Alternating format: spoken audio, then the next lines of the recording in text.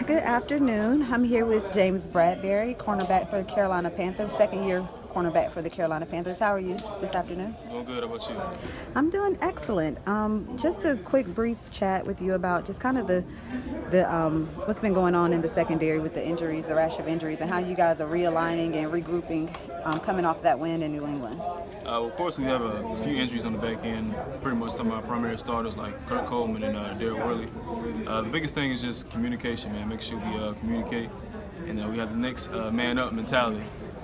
Yeah, Colin, one of my teammates, he's a great safety for us. He's going to come in and fill the void. Kurt Coleman, I think he's going to do a great job. I think that it ended up being very beneficial that you guys added some depth during that offseason so that you would be able to sustain a rash of injuries like you guys have had. Hopefully nobody's out. I know Kurt is out for a significant amount of time. Hopefully we'll see Darryl back in the lineup hopefully this weekend. The thing that stood out to me most, I watched you all during training camp. You look like a totally different player this season. What are some of the adjustments you made, or do you just think it's just the maturity of being your second year as opposed to being a rookie?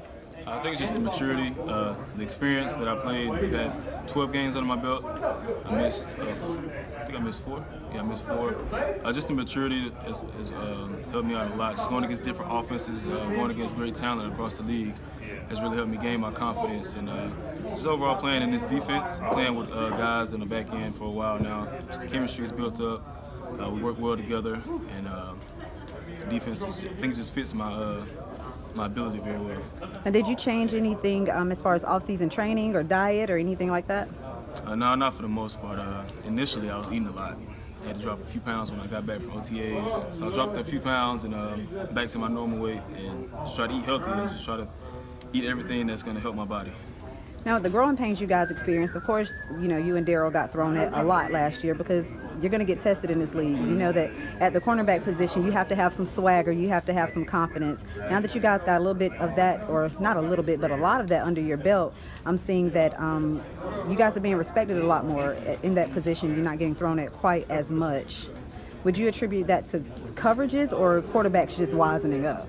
I would attribute it to our front seven, and also us playing better on the back end. We have a great front seven here. It's going to be after the quarterback and put pressure on the quarterback. And we've been playing a lot more aggressive on the back end, playing a lot more man. We try to press a lot more, even if we're in different coverages. That made me happy. It did. It made me happy. I was excited to see you guys kind of eliminate some of those short yardage receptions because they were completed receptions. They were short, but those add up.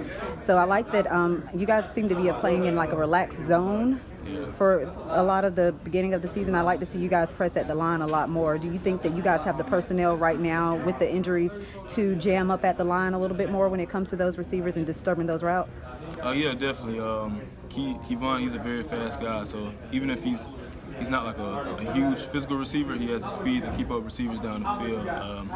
And me, I like to get my hands on the receiver at the line. I'm not as fast as Kevon, but I'm very physical with my hands. And we have great safeties that I depend on a lot that I feel like can help me on the back end just in case I'm beat.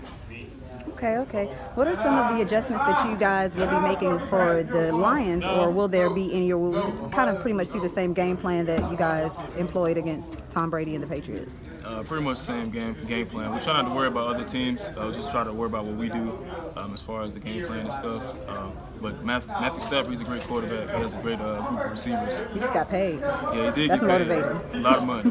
So Very you gotta motivating. respect that off rip. Yeah. And, he's elite. He's an elite quarterback. He can also run. That's one thing that Tom Brady and Drew Brees couldn't do. So we got to respect that from him as well.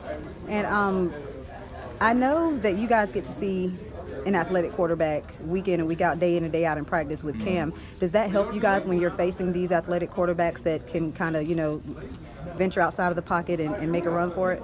Yeah, definitely. Going against Cam throughout training camp made us better. So we just try to carry that whenever we try to go against a mobile quarterback. Same mentality.